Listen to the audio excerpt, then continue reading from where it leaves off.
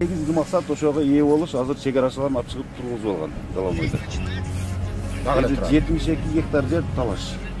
Дагы деле алардын аскери турат. Мелис Мырзахматов баштаган Улуттар биримдиги партиясынын кандидаттарынын үгүт кербени Кыргызстандын эң алыскы жери Баткен облусундагы Лейлек районуна жетти. Кыргызстандын жүрөгү болгон Баткендеги Кулунду айылынын эли партия өкүлдөрүн кыргыздын салты менен тосуп алышты.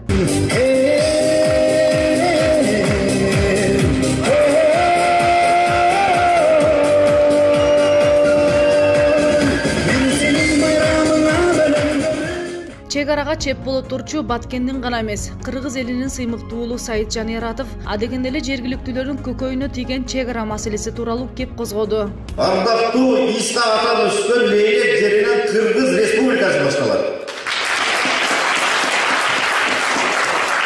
Ошол мамлекеттер менен Кыргыз Республикасы эч качан кызыктар эмес, курал менен көтөрүп, согуш менен маселелерди чечүүгө.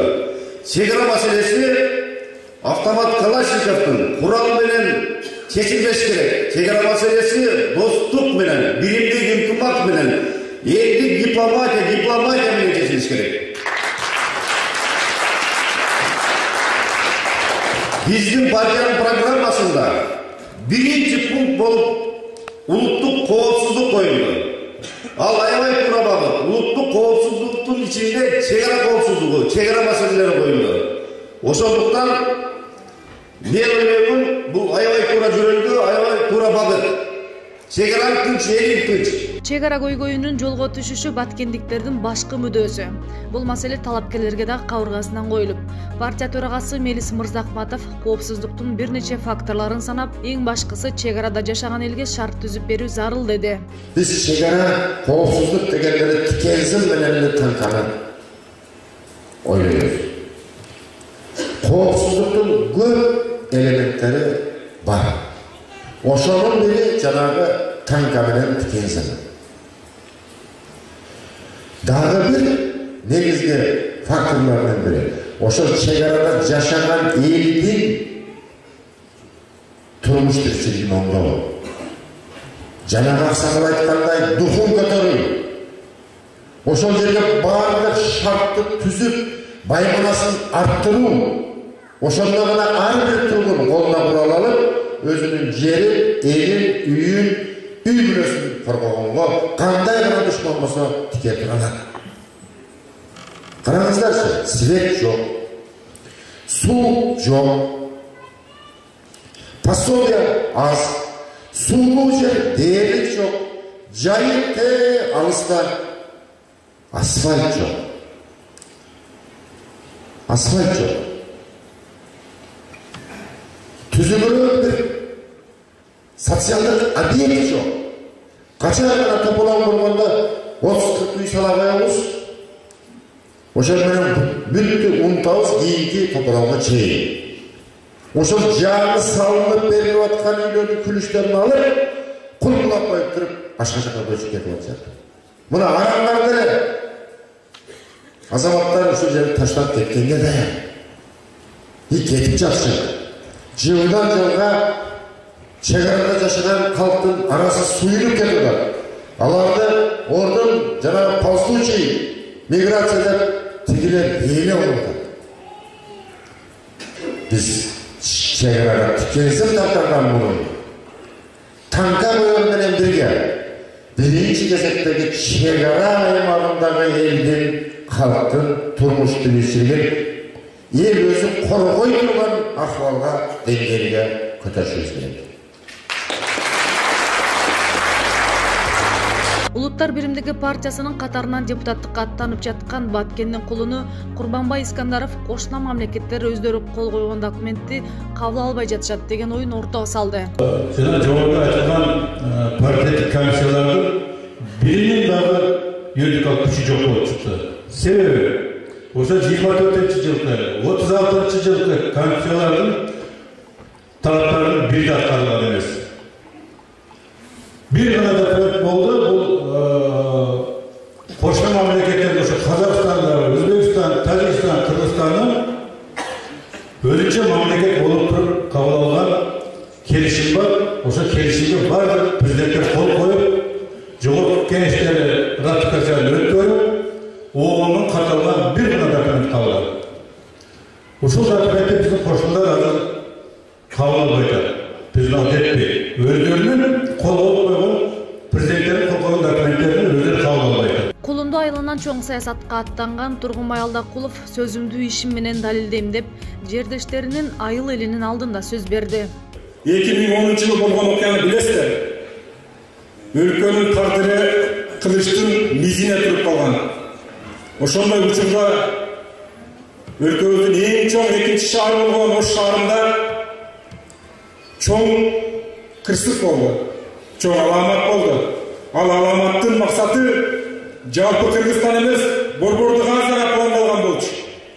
Ошол нерсени мына биздин төрүбүздө отурган биздин лидерибиз көргөчтүгү менен, тыраакчылыгы менен, мыкты менеджерлиги менен жөндөп кетти. Меспир жошко бир кол чапыңыздар.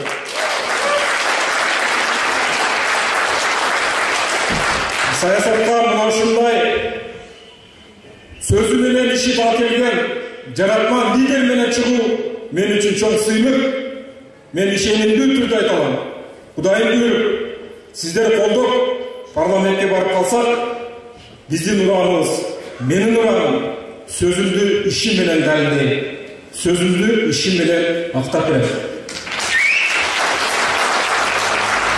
Келген шайлоочулардын катарында жаш келин Мелис Мырзахматовдун ишин баалап, ага арнап ыр жазган. Бул жолу ушуну көптөн бери күткөнүн айтып, ырын окуп берип, алып коого алынды.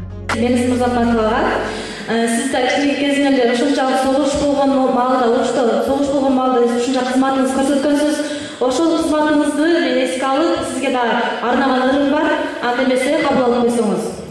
Кереметтүү ош сөзүнчө гүлдөткөн, ынтымакка жолдоп элди үйрөткөн Мырзахматов Мелис агабыз аттуу кыргыз үчүн Ошто бийик гүл өскөн.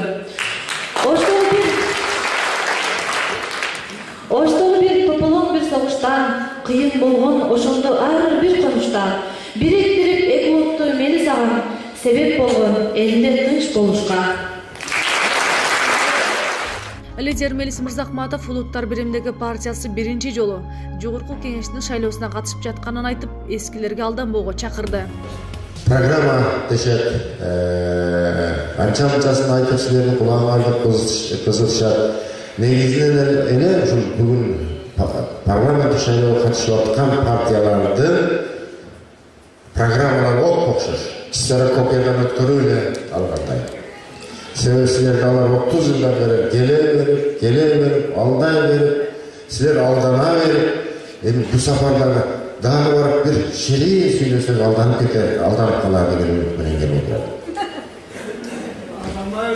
Биз биринчи жолу келип атабыз. Биринчи жолу ушул күрөшкө аттанып атабыз. Себеп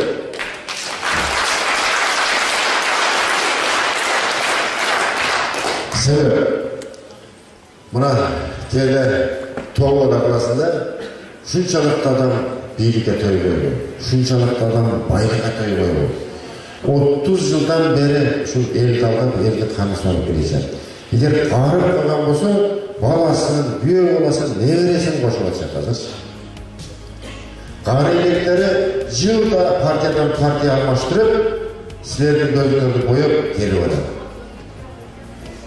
Барып алып, болду, кутулду. 5 жылдан кайра 5 жыл бул бир өмүр экен. Жолугушуунун соңунда Кулунду айылынын эли Улуттар биримдиги партиясынын талапкерлеринин келгендерине кубанычтарын билдирип, бул жолу элдин көйгөйүн парламенттен чечкиле деп баталарын беришти. Сиздердин Улуттук биримдиги партиясына Алла Таала жол берип, сиздер дагы барьерден өтүп, жогорку кеңештин барып астанасынан өтүп, шешетте ээлегениңиздерде элибиздин көйгөйүн чечсин деген өзүбүздүн барлык тилегибизди, максатыбызды Алладан сурап сиздерге дуа кылабыз.